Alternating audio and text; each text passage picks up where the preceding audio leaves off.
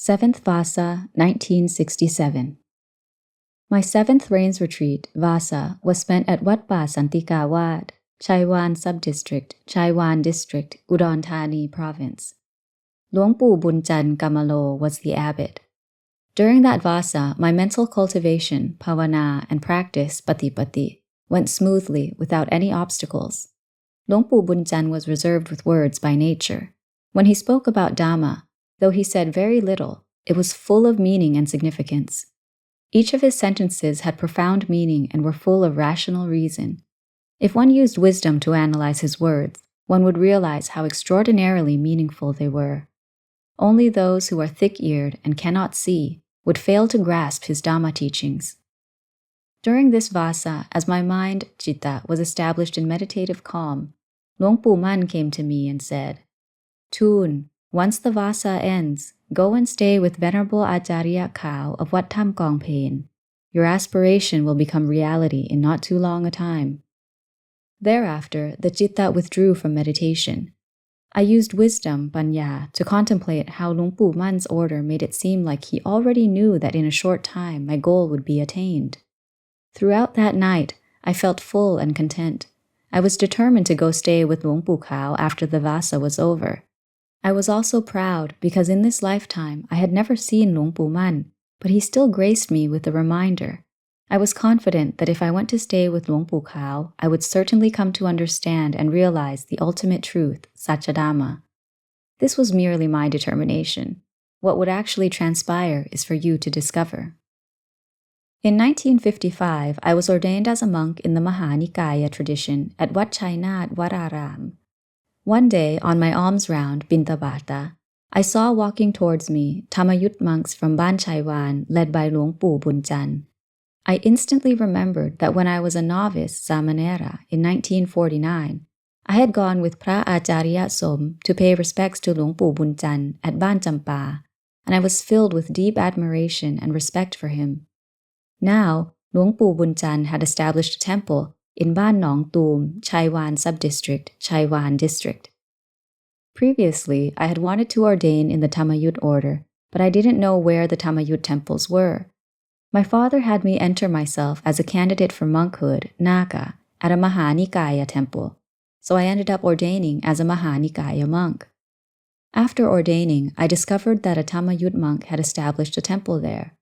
Again, I thought about wanting to ordain as a Thamayut monk, but it was not possible at that time, because Mahanikaya monks and Thamayut monks did not get along at all back then. I felt very uncomfortable because I wanted to leave in order to become a Thamayut monk, but I couldn't. One day, I had a good opportunity. I went to cut bamboo to make a broom to use in sweeping the temple. I stopped by to take a look at the Thamayut monks' temple, to see their way of life. Once I entered the temple, I could see a small hut that functioned as a meal hall. I observed how the Thamayut monks lived and how they took their meals. I could see that the temple was very clean and well shaded. I so wanted to become a Thamayut monk. I walked over to the area for washing bowls and the trash heap and noticed a toothpick in there. I picked it up and saw that it resembled Phra Acharya Som's toothpick that I had seen back when I was a Samanera. Thereafter, I wondered if there were some way for me to ordain as a Thamayut monk. I certainly couldn't do so right then. The only way was to disrobe from the Mahanikaya order and then take ordination as a Thamayut monk. I decided to disrobe the following day, thinking I would reordain as a Thamayut monk, and I did ordain in the Thamayut order, just as I had been determined to. During the Vassa at Wat Pa Santikawat, I gained a Dhamma metaphor, ubaya, that made a deep, unforgettable impression, namely that of a coconut tree. One evening, it was time to sweep the temple courtyard. I saw a coconut tree in the middle of the temple courtyard. It was a dwarf-sized tree and many years old. It was only about 1 foot tall, but it had the customary fresh green leaves. I asked Luang Por Khamsing, "How long ago was this coconut tree planted?" Luang Por Khamsing replied, "Well, this coconut tree was planted the very year the temple was established. In fact, I was the one who planted it here. It doesn't grow bigger, but it doesn't die, and it doesn't fruit.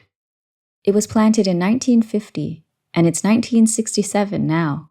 It is 17 years old." Hearing that, I internalized Opanayiko and drew a Dhamma parallel in that instant. I used that coconut tree to teach myself that this coconut tree is old and has survived to this day. If it were planted where other trees didn't shroud it, it would have already fruited, and its fruit would have already been eaten. But because other trees shroud it, it is unable to grow or thrive. Although its leaves are healthy, the tree will never bear fruit. I drew a parallel between the coconut tree and myself. If my life were frequently covered by defilements, kilesa, and desires, tanha, I would not thrive in Dhamma. Even if I were still a monk, I would never attain the path and fruit of enlightenment, makka phala nibbāna. Even if I remained a monk until the day I died, it would have been for naught. The path and fruit of enlightenment would never be attained. I constantly use this metaphor to teach myself not to be like this coconut tree. Don't let preoccupations, aramana, with love or preoccupations with sensual pleasures, kamaguna, shroud your mind. Don't let the 8 worldly conditions, lokatama, shroud your mind. Don't allow your mind to be deluded by the wealth, status, praise, or happiness of this world. Whenever you are pleased by wealth, status, praise, or happiness, disappointment will surely follow. Because these things are all impermanent, the deterioration of wealth, the deterioration of status, criticism, and suffering are bound to occur. You must constantly train your mind to be clean at all times. Don't allow preoccupations of love, preoccupations of hatred, or preoccupations of contentment or discontentment to take root in your mind. You must constantly train your mindful wisdom, sati paññā, in order to look after your mind at all times. During my stay at that temple, I would constantly sit and contemplate on the coconut tree. Each day, I did this no less than 3 times. Each day, I had a topic to think about. I gained many Dhamma metaphors from this coconut tree. It was a great reminder. The coconut tree lives on. Although the trunk grew a bit taller, I can guarantee that it will not fruit. When this coconut tree dies, it will die without having fruited. Practicing mental development, bhavana patipati, is the same way. The coconut tree is barren of fruit, just like the hardened, apathetic mind is barren of the opportunity to attain the path and fruit of enlightenment in this lifetime. An apathetic mind, citta, is a barren mind, citta. There's the old adage about the old fire grate, that despite the iron having been of good quality, if it has been at the bottom of a charcoal burner for too long, that quality will have deteriorated. You can't take that iron and make it into a knife, an axe, or a spade. It cannot be put to use. The same goes for the citta. If you train the citta to be hard and apathetic, then it will be barren, just like the old fire grate at the bottom of the charcoal burner. Even if you possess the perfections of character, bharami, that could enable you to attain the path and fruit of enlightenment in this lifetime, you will be immediately disqualified. There will be no knowing or awakening of Dhamma in any way, shape, or form. Thus, in practicing mental development, one must train the citta to be constantly awake and alert. This means training the citta to have true understanding and training the citta to have true realization of the truth of reality at all times.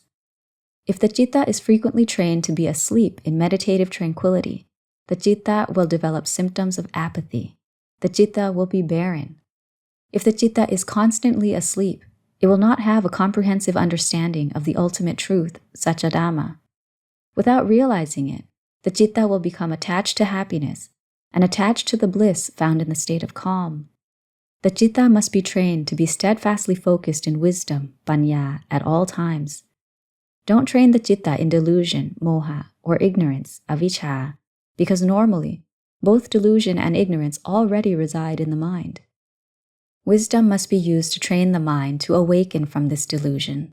Constantly come up with Dhamma metaphors to teach the mind so that the citta will be smart and comprehensive in understanding reality as it truly exists at all times.